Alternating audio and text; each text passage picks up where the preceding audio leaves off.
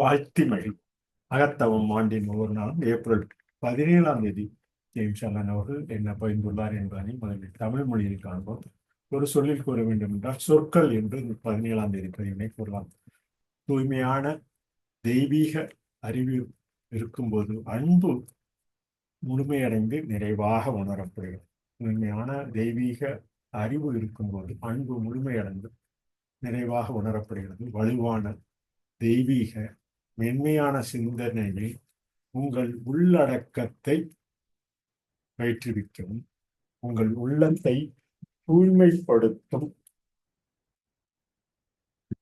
கனிவுடனும் பயிற்றுவிக்கவும் உங்கள் உள்ளத்தை தூய்மைப்படுத்தும் கனிவுடனும் பயிற்றுவிக்கவும் உங்கள் நாக்கை அமைதிப்படுத்தவும் உண்மையான மற்றும் மாசு மறுவற்ற பேச்சுக்கு பயிற்சி செய்யவும்.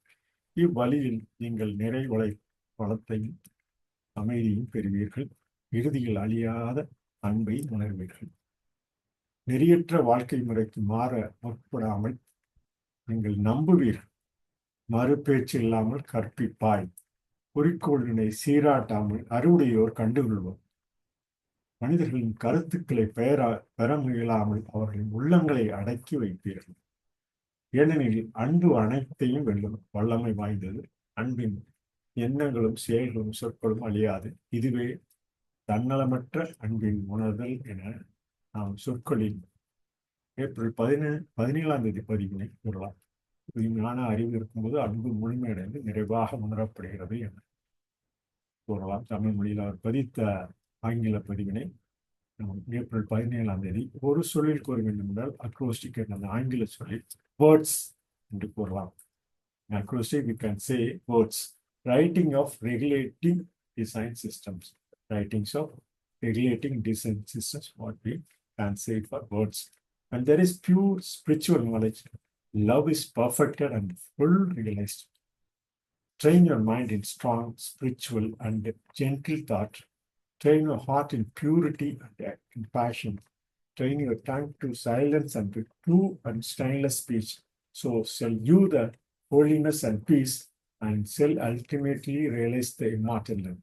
So living without seeking to convert, you will convince, without arguing, you will teach. Not cherishing ambition, the wise will find out. And without striving to gain men's opinion, you will subdue their hearts. And love is all conquering, all powerful, and the thoughts and deeds and words of love can never perish.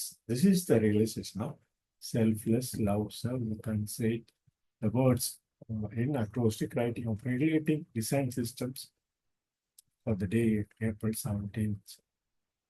கூறி இந்த சொற்கள் என்ற ஒரு சொல்லில் நாம் அகத்தவம் ஆண்டின் ஒரு நாள் ஏப்ரல் 17ஆம் தேதி பதிவினை நிறைவு செய்வோம். நன்றி.